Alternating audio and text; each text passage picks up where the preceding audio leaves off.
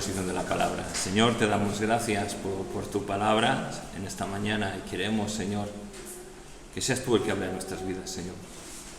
Tú nos des el entendimiento, Señor.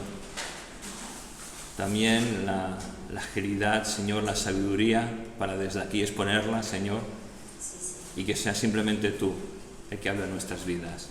Gracias te damos en tu nombre, Jesús. Amén. La verdad es que cuando Jesús estuvo en su ministerio terrenal, hablar de las cosas de Dios en ese tiempo y hablar de las cosas de Dios en nuestro tiempo es un tanto difícil. Y por eso Jesús utilizaba parábolas, utilizaba figuras retóricas, figuras comparativas, para que las personas de su tiempo y también de nuestro tiempo podamos entender las cosas del reino de Dios. Y en una de esas comparaciones, en una de esas figuras comparativas a las cuales Jesús exponía a la gente de su tiempo, a las cuales Jesús comparaba a aquellos que creían o se decían creer en Él lo ilustraba de muchas y diversas maneras. Y en esta mañana vamos a ver una que tal vez conocemos, pero que creo que el Señor nos va a hablar a todos nosotros. Para ello, si queréis buscarlo en la palabra, vamos al libro de Juan, al capítulo 10, versículos del 26 al 30. Juan 10, versículos del 26 al 30. Y dice así: pero vosotros no creéis porque no sois de mis ovejas. Como os he dicho, mis ovejas oyen mi voz y yo las conozco y me siguen, y yo les doy vida eterna, y no perecerán jamás, ni nadie las arrebatará de mi mano. Mi Padre que me las dio es mayor que todos, y nadie las puede arrebatar de la mano de mi Padre, y yo y el Padre uno somos. Amén. Y me gustaría destacar las palabras de Jesús, porque Jesús estaba en el templo enfrentándose a un grupo de doctores de la ley, de conocedores de la palabra, de aquellos que también creían en Dios como su Señor y Rey. Pero fíjate lo que Jesús le está diciendo a ellos: pero vosotros no creéis porque no sois de mis ovejas. En ese momento era la fiesta de la dedicación. La fiesta de la dedicación no era una fiesta de origen bíblico, sino que había sido instituida por Judas Macabeo en el año 164 a.C. Esta fiesta tenía duración de 8 días y en ella se conmemoraba la derrota de los asirios y la recuperación de la independencia de los judíos gracias a los macabeos. También se celebra que el templo que fue profanado, que fue violentado por Antíoco Epífanes, que no sé si habéis oído hablar de esta figura histórica, que en el templo de Dios sacrificó un cerdo, una abominación para los judíos, una abominación ante los ojos de Dios. Gracias a que nuevamente fue reconquistada Jerusalén por los macabeos, el templo se volvió a purificar y se volvió a dedicar al servicio al Señor.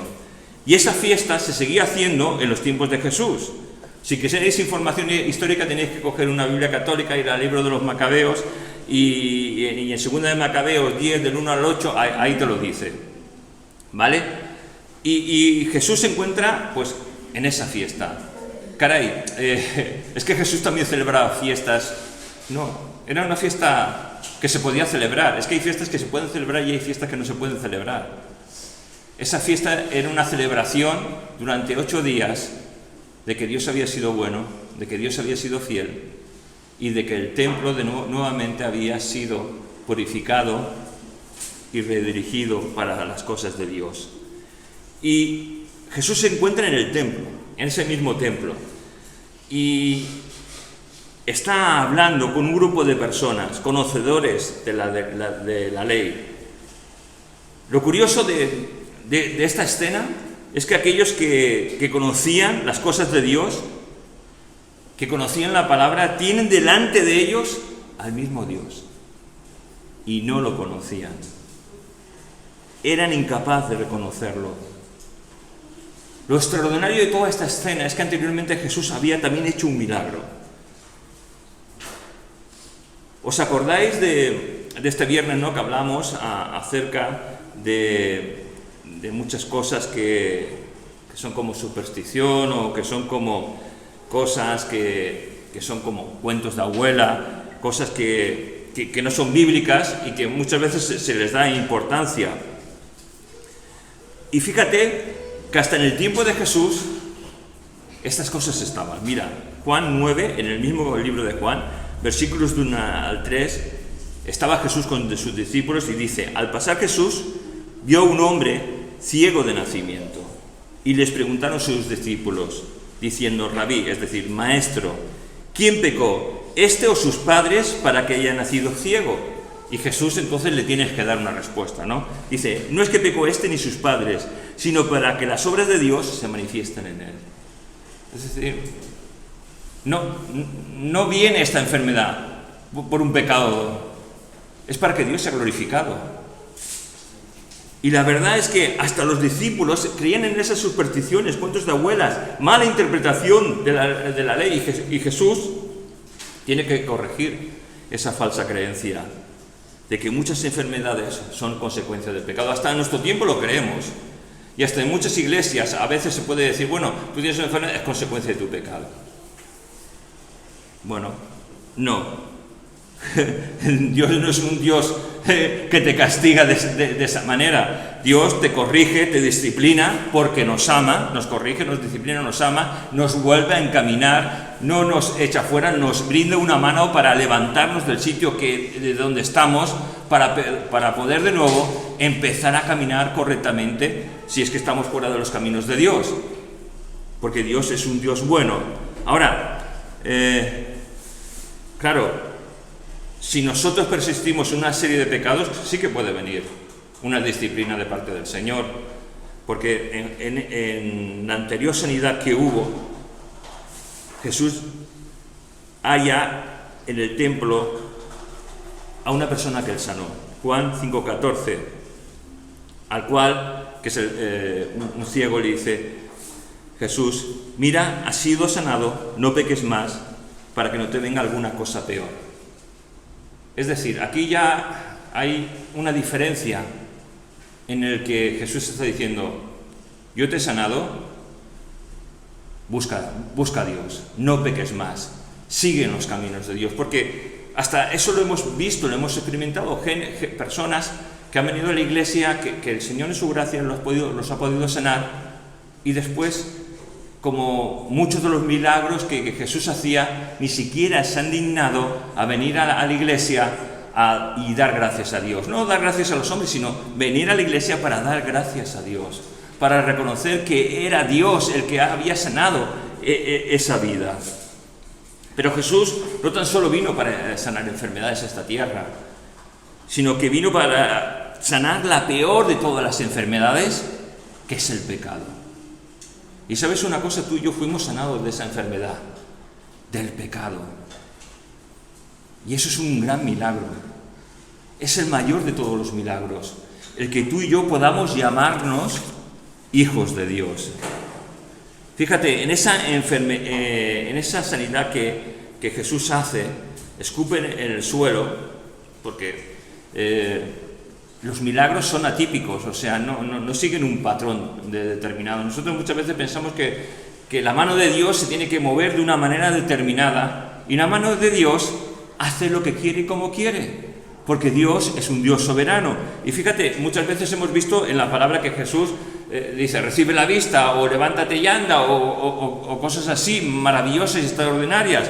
Pero ahora, en este milagro que había pasado, Jesús escupe en el suelo y hace lodo, hace barro con la saliva y la tierra, y lo pone en los ojos del ciego y le dice: ve al estanque de Siloé y lávate. Qué milagro tan raro, ¿no? No sé, yo soy como Naamán, no podías decir una palabra y ya está. Pero es que muchas veces el Señor quiere probar nuestra fe. Quiere saber si lo que pedimos somos capaces después de hacer lo que Él nos dice. Y si lo es, significa enviado o el enviado de Dios. Maravilloso. Porque Jesús es el enviado de Dios. Allí nadie estaba sabiendo que Jesús era Dios. No con los de Israel mismo, no sabían que era el enviado, pero Jesús mismo se estaba demostrando a ellos como el enviado. Y ese enviado, gracias a Dios Padre, ha sido enviado a nosotros y nos ha salvado. Es maravilloso esto. Son cosas que muchas veces que olvidamos, que Jesús vino y donde estaba era el cumplimiento de las promesas de Dios, era el cumplimiento de la palabra de Dios, era el cumplimiento de las promesas de Dios a su pueblo Israel. Y a partir de ese milagro hay un altercado con aquellos que dicen amar a Dios. Y Jesús, fíjate lo que les está diciendo, que ellos no son de sus ovejas, que aquellos fariseos, aquellos doctores de la ley, o sea, aquellos predicadores, aquellos maestros de la ley, que decían amar a Dios con todo su corazón, con todas sus fuerzas, con todas sus ganas, ellos creían amar a Dios de verdad, pero Jesús le dice que no son sus ovejas, que ellos están lejos de amar a Dios de verdad. ¿Por qué? Porque ellos tomaban la palabra de Dios a su manera, hacían pretextos y leyes para satisfacer su conciencia, para satisfacer sus deseos contrarios a la palabra de Dios. Veían los milagros que Jesús hacía y no lo creían. Hablando de milagros, ¿has visto algún milagro en la iglesia al cabo de tu vida como creyente?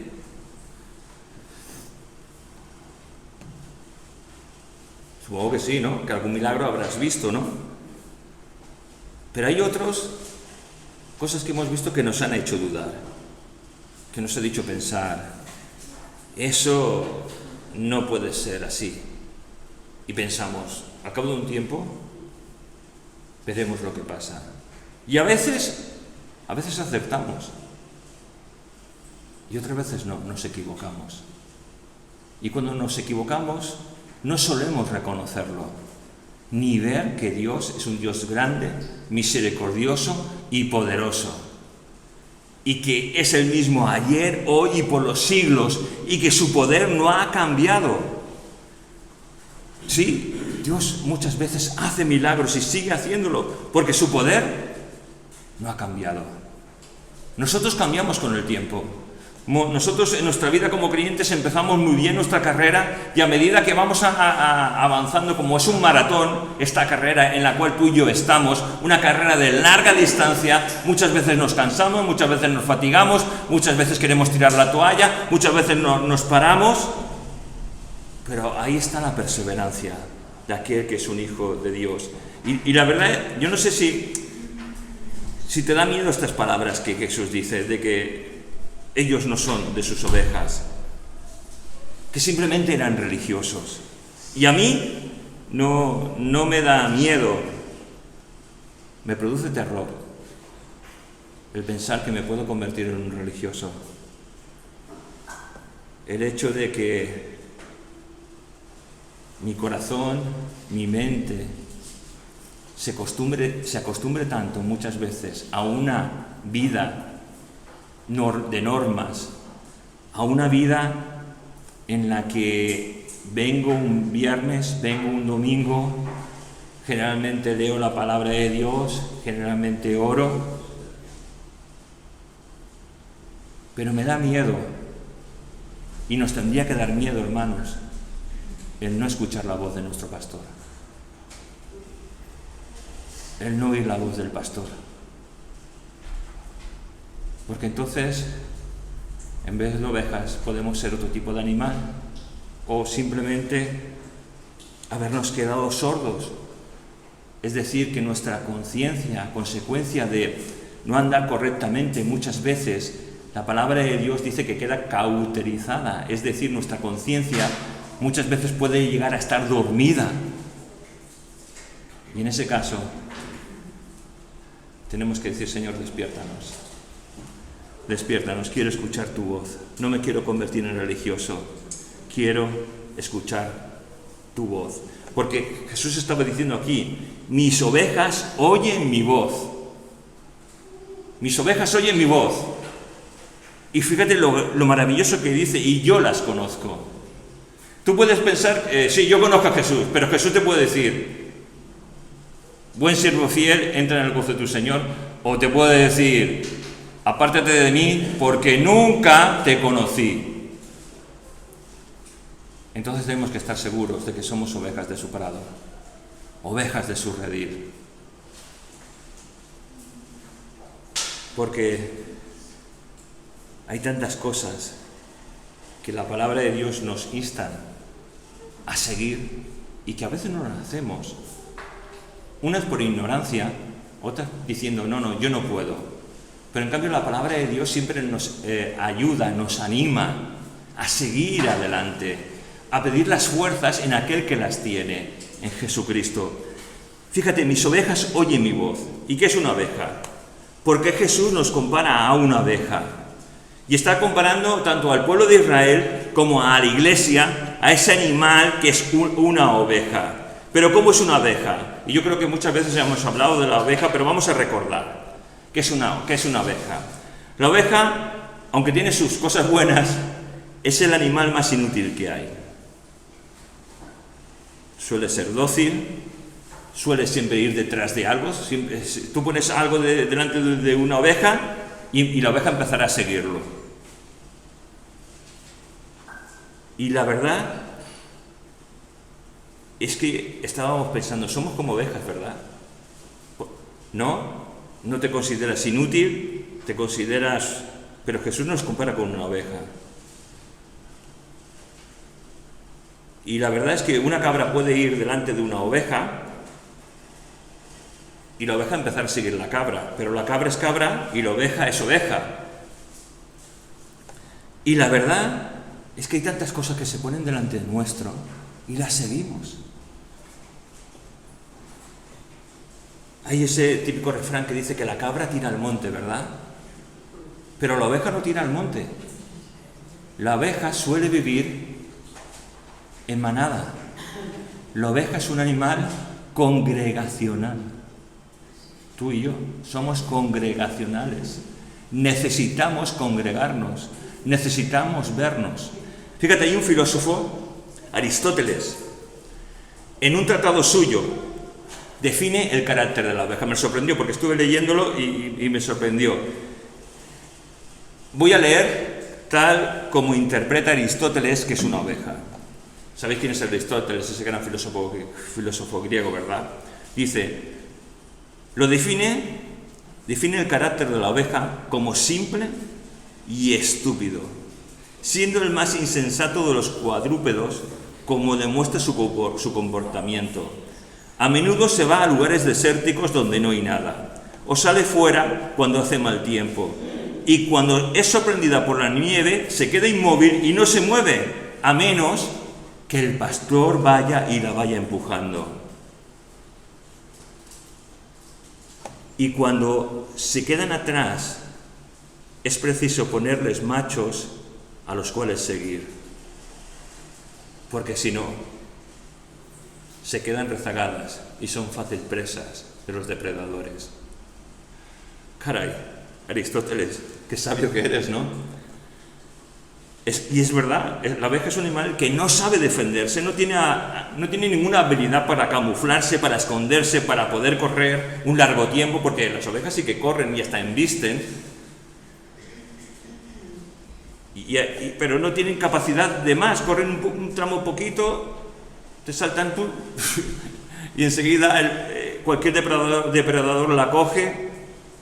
No tiene unos dientes como para morder y hacer daño. ¿Sabes una cosa? La oveja, sin la manada y sin el pastor, está perdida. La oveja tiene que ir siempre acompañada de la manada, por el pastor. A diferencia de la cabra, que siempre va sola por su cuenta, no le gusta estar acompañada, es independiente. Y la verdad es que teníamos que preguntarnos, ¿qué somos? ¿Ovejas o cabras? ¿Somos esas ovejas que disfrutamos cuando nos congregamos, cuando venimos un viernes, cuando venimos un domingo? ¿O somos cabras independientes que acuden al redil o al rebaño cuando éstas quieren y cuando no? Pero fíjate, la oveja tiene grandes enemigos, por eso siempre tiene que estar rodeada del rebaño o protegida del pastor. ¿Sabéis? Muchas veces cuando un depredador intenta llegar para matar a un corderito, porque son los más indefensos, el rebaño suele hacer un círculo protector para que el lobo o cualquier otro depredador no pueda, y se les enfrentan. ¿No es maravilloso? Eso es la Iglesia. El orar unos por otros, el interceder, el guardarnos, el estar en comunión, guiados por nuestro buen pastor. Los enemigos de la oveja, el lobo, el zorro, los perros salvajes, enemigos feroces, naturales, que tiene la oveja, pero nosotros tenemos enemigos peores, hermanos.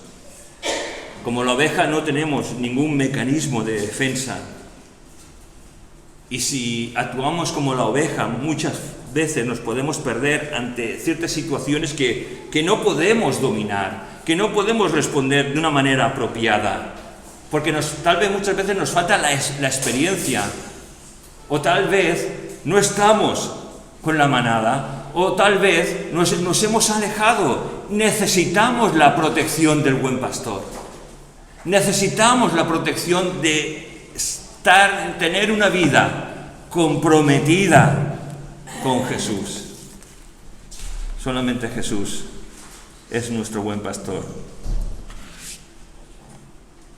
Para eso está el pastor, para ayudarnos, para volvernos a redil, para protegernos.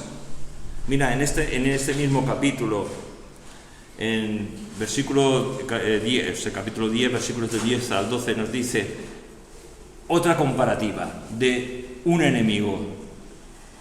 El ladrón no viene para hurtar y matar y destruir.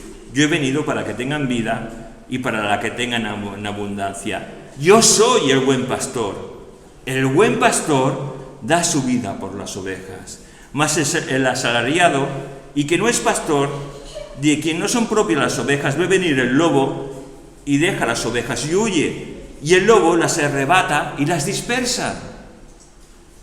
Hermanos, es que está tan claro que tenemos grandes enemigos que quieren destruirnos, que quieren robarnos, que quieren despedazarnos. Pero ¿te has dado cuenta lo que hace el buen pastor? Lo que hace nuestro Señor Jesucristo, da su vida por nosotros. Está siempre por nosotros. Hijo de Dios, no olvides que Jesús nos ama. Hijo de Dios, no olvides que Jesús quiere nuestro bien. No mi bien. Está claro, no mi bien, sino su bien, el bien de Dios Todopoderoso. Eso es lo que quiere el Señor de nosotros. Y una pregunta que yo me hago, ¿cómo podemos seguir al pastor? ¿Cómo puede seguir al pastor si las ovejas son tan torpes? Porque la oveja es un animal que hay que dárselo todo hecho. Porque aunque se crea lista, aunque se crea inteligente como nosotros, la oveja es torpe, como nosotros somos torpes. No sé si te gusta mucho lo que te estoy diciendo, pero es que es la verdad. Somos torpes como las ovejas. Cuando una oveja se marcha de la manada, se aleja de la vista del pastor, está expuesta a todos los peligros que hay de la naturaleza. Un defecto de la oveja es que muchas veces siempre va mirando al suelo, ya que casi siempre está comiendo y su visión es limitada, no puede ver a más de 4 metros. Pero en cambio, tienen un oído muy agudo muy fino, en el cual reconocen y conocen la voz del pastor. ¿Cómo es nuestro oído?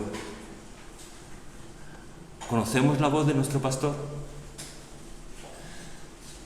Dios nos ayude, ¿verdad?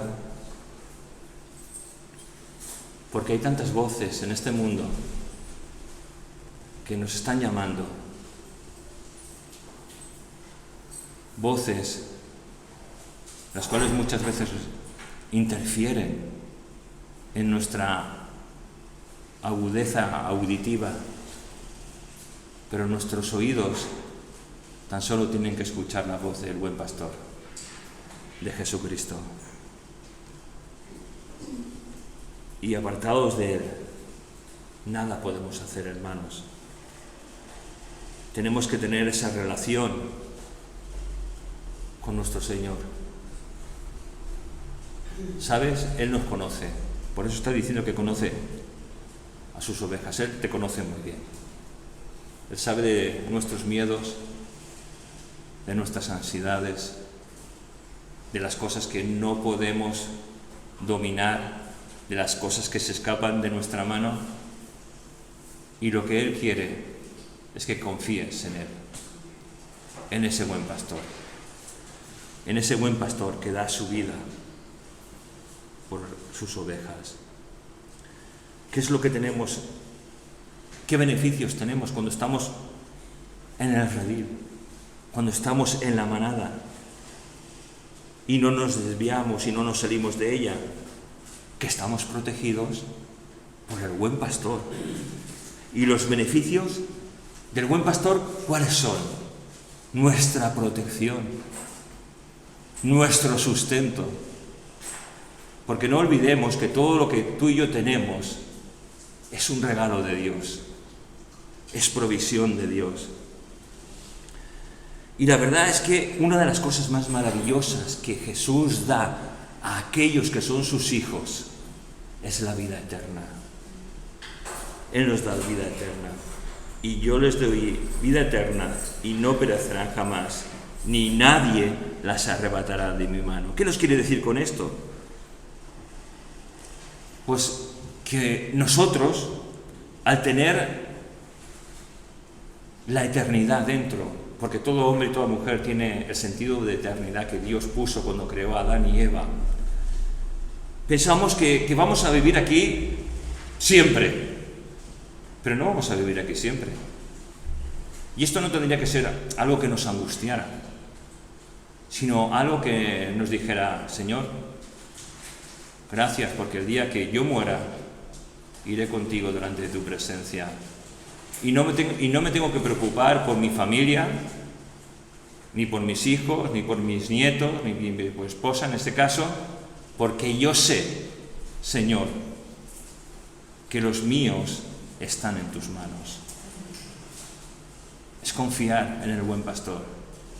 Es confiar en esa eternidad que Dios nos ha puesto y que tantas veces nos aferramos aquí, a esta vida, con uñas y dientes.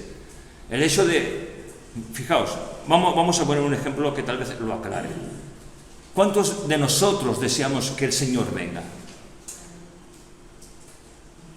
Sinceramente, 3 o 4. Pero el resto nos aferramos a la tierra con uñas y dientes, porque es lo que conocemos por nuestra falta de conocimiento de la palabra de Dios. Ahora sí, nosotros atesoramos la palabra de Dios en nuestras vidas, amamos el estar con nuestro buen pastor, nuestro deseo siempre va a ser estar con el buen pastor. ¿Os imagináis? Viene el Señor, nos estamos yendo y nosotros aquí: Señor, no quiero subir para arriba. Si estar con Él es lo mejor que nos pueda pasar, hermanos. Yo creo que no nos damos cuenta, o tal vez no queremos darnos cuenta muchas veces, que nuestra vida es una preparación, por decirlo así, para un bien superior. ¿Y cuál es ese bien superior? Estar con nuestro Salvador por toda la eternidad. No hay cosa más grande. Porque, hermanos, no va a haber, como otras religiones dicen, un término medio. O vas a estar en los cielos o vas a estar en los infiernos. O vas a estar con tu buen pastor o vas a estar con aquel que quiere destrozar tu vida y matar tu vida. La verdad es que Jesús nos ha dado un regalo precioso que muchas veces no valoramos. La vida eterna. Esa vida maravillosa que empezamos, según la palabra, a disfrutar desde que somos hijos de Dios. Hijo de Dios, eres hijo de Dios, tienes que empezar a disfrutar de la vida eterna, de lo que Dios te ha dado y de lo que Dios te va a dar cuando estés con Él en su presencia. Nuestra vida no es para vivirla para nosotros, es para vivirla para Jesucristo. Pero no lo entendemos esto, no lo entendemos, o no queremos entenderlo, que nuestra vida está a disposición de Cristo, tiene que estar a disposición de Cristo. Si yo estudio una carrera, mi carrera y mi vida tiene que estar disponible y en disposición a Cristo. Si yo trabajo, tengo que ser el mejor de los trabajadores creyentes. Si yo sirvo, tengo que ser el mejor de los servidores y hacerlo para la gloria y la honra de Dios. No para satisfacer mi vida personal, sino para trabajar por Él. Porque toda mi vida tiene que ser un ejemplo de que hay un Dios vivo, todopoderoso, que mora en mí. Me estaba acordando de las parábolas, cuando hacía este bosquejo, de la parábola de los talentos. ¿Os acordáis de la parábola de los talentos? Yo nunca me acuerdo cuando Jesús dice que a uno dio tal, me lo he tenido que apuntar. Dice, a uno dio 5 talentos, a otros 2 y a uno 1 talento. Y generalmente cuando tú y yo leemos esto, como no sabemos la equivalencia al día de hoy, o ni nos hemos preocupado en buscarla, porque la verdad es que no nos preocupamos muchas veces en buscarla para entender mejor la palabra, para entender mejor las Escrituras. Yo sí que lo he buscado, porque muchas veces nuestra mente piensa, bueno, esto quiere decir que mi vida tiene que estar al servicio de Dios. Es algo simbólico, pero va mucho más allá de algo simbólico. Es verdad lo que piensas. Mi vida tiene que estar al servicio de Dios, no a mi servicio, al servicio de Dios. Fíjate, encontré la equivalencia, ¿vale? Un talento sería actualmente 324.540 euros. 324.540 euros. Si lo multiplicamos por 5 por 2 por 1, por 5 por 2 es más complicado, aunque a lo mejor tu mente lo hace perfectamente la conversión. Yo he tenido que utilizar una calculadora, para el que le dio un talento no he tenido que utilizar calculadora, me salen los números. Al primero, que le dio 5 talentos, le dio 1.622.700 euros. Con eso se puede hacer negocio, ¿verdad? Sí, ¿no? Y tanto. Al segundo, que le dio 2 talentos, le dio 649.080 euros. Se puede hacer negocios también, ¿no? Pero al pobrecito que le dio 324.540 euros, lo escondió, nos dice, pero podía haber hecho algo. Como dice la Escritura, llevarlo al banco, ingresarlo, y aunque no supiera lo que hacer con ese dinero, al menos depositado en el banco daría sus intereses. Hermanos, no tenemos ninguno de los que estamos excusa para no servir a Dios, para no estar en la calle y dar un folleto, para no hablar a un vecino, para no hablar a un compañero de colegio, para no hablar a un compañero de trabajo, para no hablar a la gente que nos rodea. Ninguno de nosotros tenemos excusa. Claro, tenemos miedo de que se nos rían. Bienaventurado eres, o bienaventurados somos si se nos ríen. Bueno, actualmente hasta se pueden ofender y nos pueden pegar. Bienaventurados somos si eso pasara. ¿No hay hermanos nuestros que están dando su vida por amor a Cristo? Ahora, claro, no queremos que esto nos ocurra. Bueno, a lo mejor no nos ocurre nunca, pero nuestra vida tiene que estar al servicio de Dios. Tiene que estar en el lugar correcto y en el sitio adecuado, que es en el redil de nuestro Señor. Mira, algo maravilloso, que las ovejas de Jesús, dice, no perecerán jamás, ni nadie las arrebatará de mi mano. Esta es la consecuencia de estar en el redil del buen pastor. El hecho de que nada ni nadie va a poder arrebatarnos de las manos del buen pastor, aunque vengan días oscuros, días tenebrosos, días de dolor, días de angustia. Somos de Cristo Jesús y estamos en sus manos. Mira, tengo un amigo que cuando está nublado se pone muy mal de los nervios. Él se viene abajo, se empieza a deprimir, a tener angustia y todo porque está nublado, porque el día se pone nublado. Suele llamarme para contarme lo angustiado que se encuentra cuando el día está nublado. Y tiene una angustia tan grande que lo paraliza por completo. Tal vez no puedas llegar a comprender a esta persona. Tal vez puedas pensar, qué situación tan patética, ¿no? Que incluso puedas juzgarlo, incluso hasta reírte de él.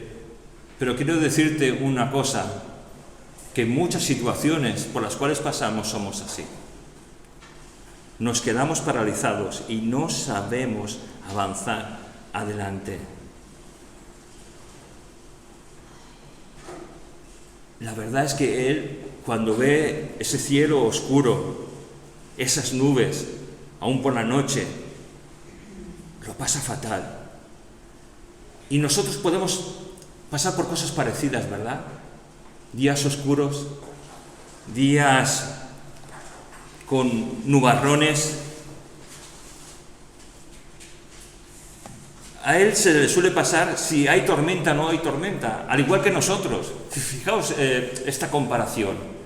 Hay momentos de nuestra vida en que pasamos por nubarrones, por la oscuridad, por un cielo oscuro y tenebroso en el cual no sabemos lo que va a pasar, si va a haber tormenta o no. Y esa situación muchas veces es desesperante. Pero entonces yo hablo con él y le intento que reflexione.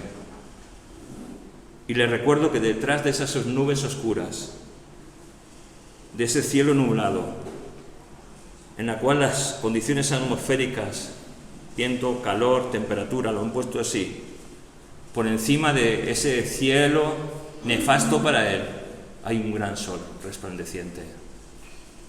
Y hermanos, esa es nuestra vida.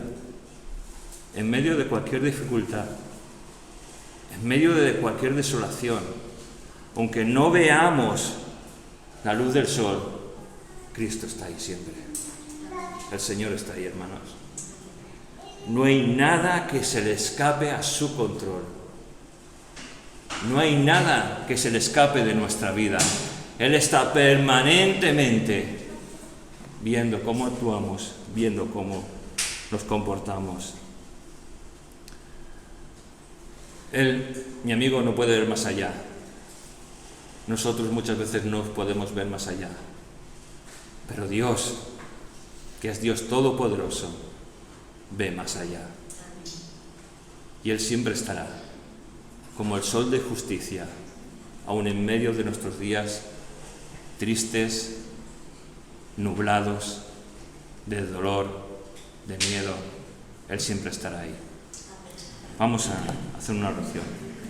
Señor, te damos gracias por ser esas ovejas de tu redil, por ser esas ovejas de tu prado, Señor.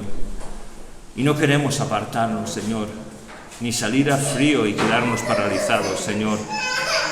Queremos, Señor, que tu gracia nos ampare. Y aunque no veamos, como mi amigo, muchas veces el sol, podemos saber que tú estás ahí. Aunque no te sintamos, aunque no te escuchemos, tú estarás siempre ahí, Señor. Ayúdanos a reconocer tu voz, Señor. Ayúdanos a estar en tu redil, Señor. Y ayúdanos, Señor, a vivir para ti y no para nosotros mismos.